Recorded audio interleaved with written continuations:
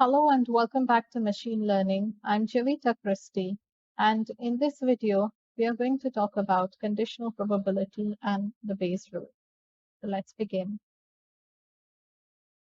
We define the conditional probability of an event A, given that event B is true, as follows. We write down P of A given B is equal to P of A comma B, which we saw in the previous lecture, what A comma B is. Divide that by the probability of B if the probability of B is greater than 0. Because if the probability of B is it's not greater than 0, if it is 0 exact, then that means you will be trying to perform some divide by 0 division, which is not valid. So conditional probability works in this way. If you are given one event and you're given that that event is this percentage likely to happen, then what is the probability that another event will happen? So for example, B is an event that is say 50% likely to happen. Now, given that information, what is the probability that the event A will happen if A is dependent on B? Okay, so here A comma B is the joint probability of A and B, and you can also write it as P of A intersection B, because that's the same thing. And similarly, you can also find probability of B given A by writing P of B comma A, which is the same as A comma B. Divide that by, instead of P of B, you write P of A. And once again, the condition is that P of A should be greater than 0. So this is the formula of conditional probability.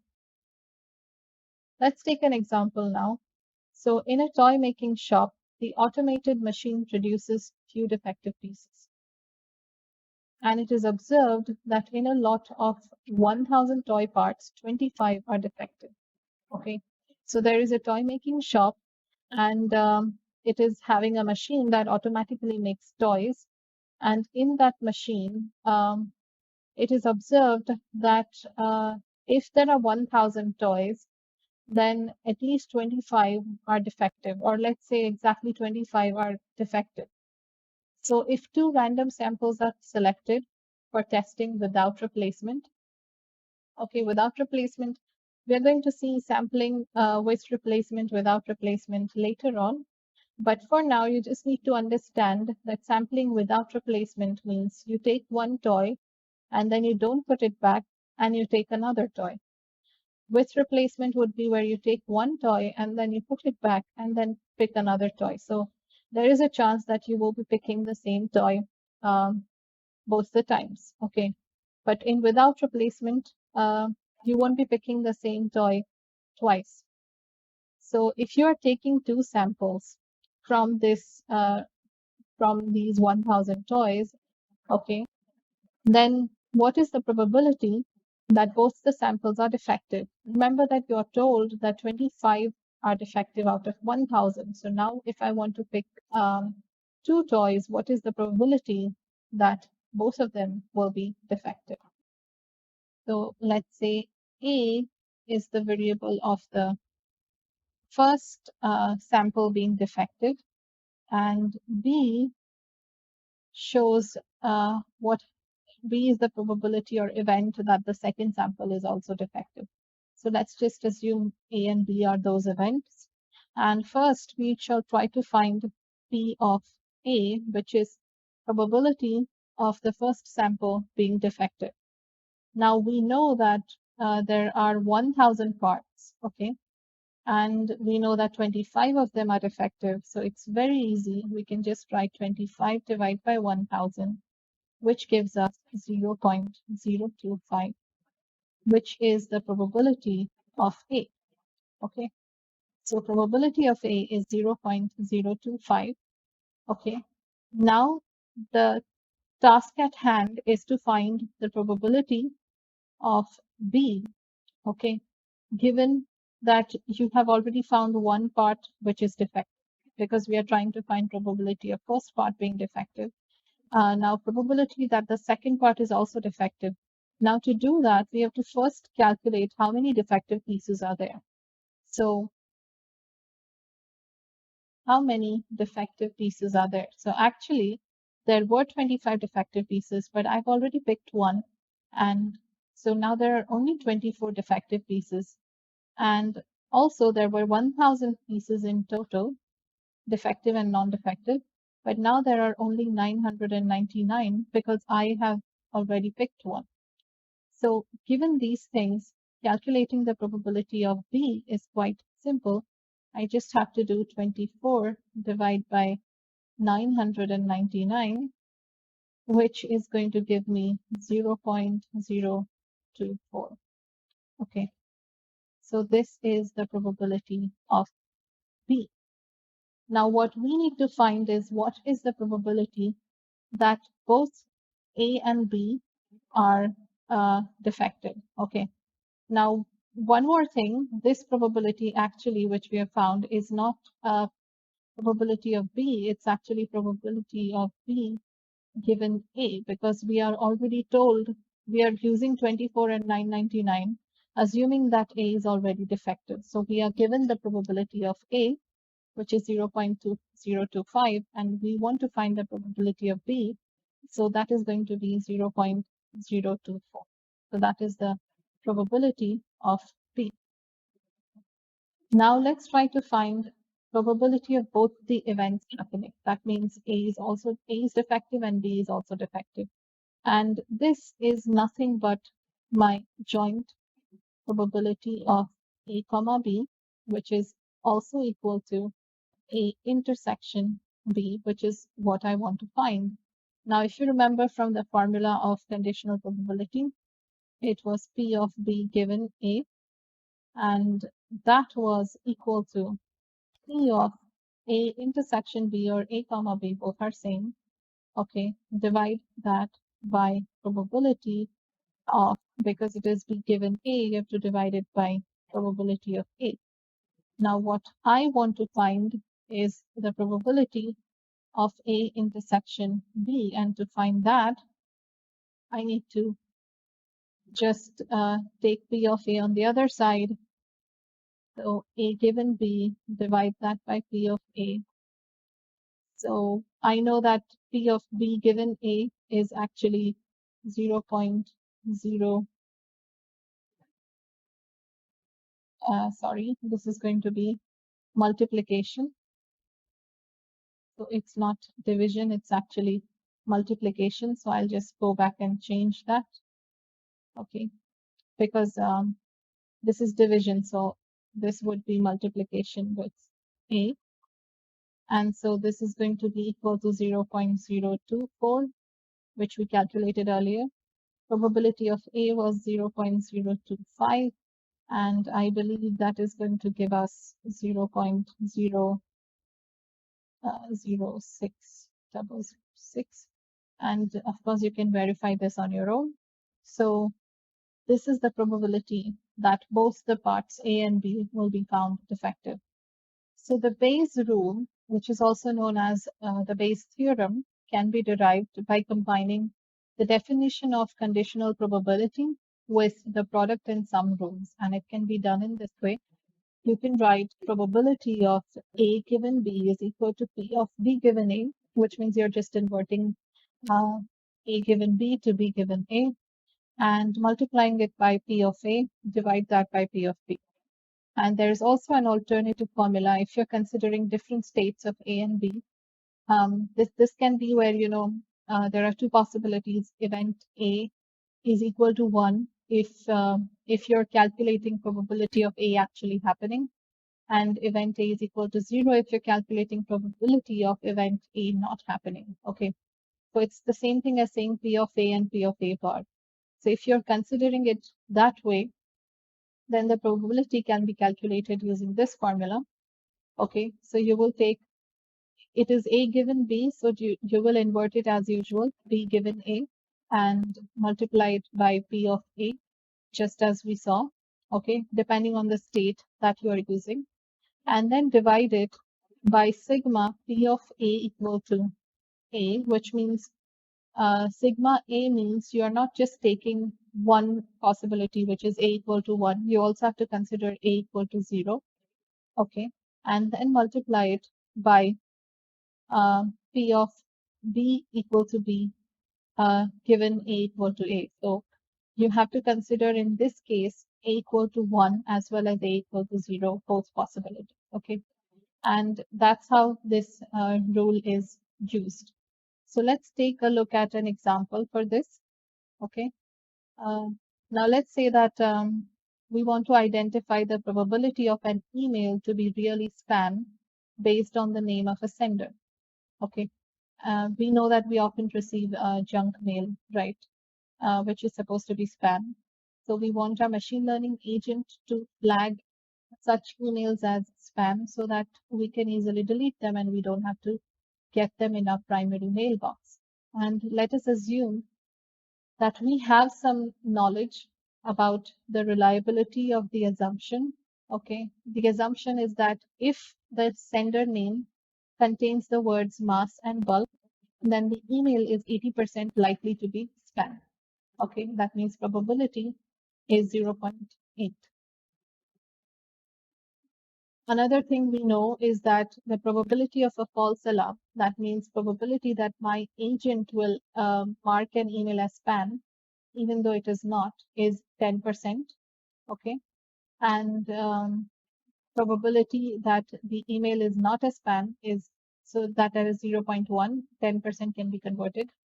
Okay, and we also have a prior knowledge that only 0.4% emails which are received totally, out of those, only 0.4% are spam.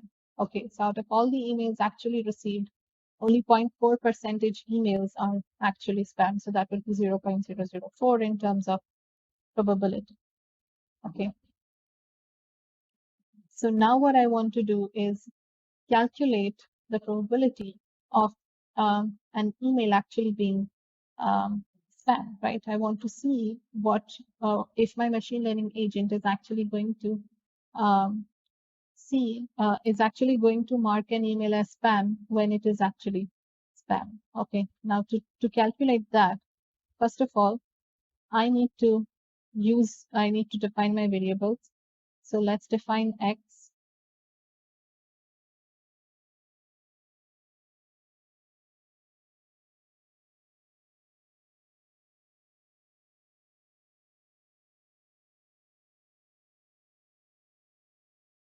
Okay, let's define X as my variable, and X is the variable where it is the event where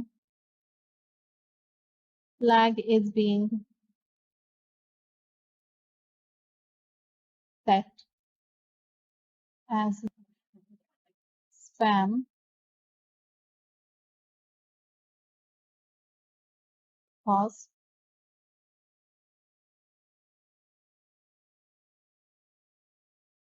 the sender name contains the words mass and bulk. So let's assume that X is the probability or the event uh, of an email being considered as spam because the sender name contains these words mass and bulk. And let's have another event Y. Okay, this is the event of some mail really being spam. Okay, the event that some mail is actually spam. Okay, now we are given something. We are given that P of X equal to 1 given Y equal to 1 is 0.8. This we are given. Okay, how do we say that? Because we were given 80% chance that an event that some email is going to be considered spam. Okay, just because mass and bulk are actually in the sender name. So that's why this probability is calculated. Okay, probability of the flag being positive if the email was actually spam. Okay.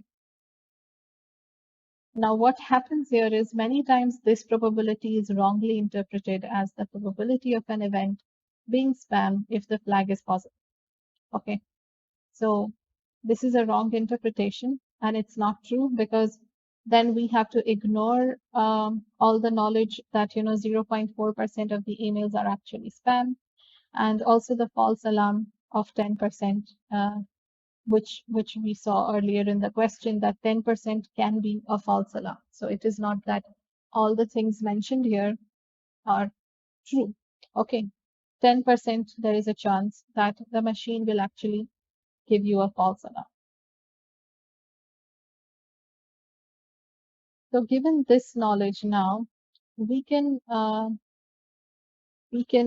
further find out the value, the probability, the correct probability by taking these things. So what is the chance that, remember, Y was the event that the email is actually spam. And this probability is actually 0.004. But we can also find the probability of the email not being spam by simply subtracting from 1 the probability of Y equal to 1, because these two are opposite to each other. So this would give me 0.996. Okay. And another thing I have is probability of x equal to 1, given that y is equal to 0, which is 0.1. So there is a 10% chance that the email is not actually spam, even though it contains the words mass and bulk, and that is the probability given here, 0.1. Okay. Now we are going to use Bayes' rule to calculate the probability of y equal to 1 given x equal to 1, because 80% is which was given, actually it's an assumption. We don't know that it is 80%. We have to calculate the correct value. Okay. So the correct value, P of y equal to 1 given x equal to 1, is equal to, and this is the formula, remember, you have to change x and y like this. Okay. And you will multiply it by y equal to 1 and divide the whole thing by all possible values of x, which means you have to take x equal to 1, multiply that by, sorry,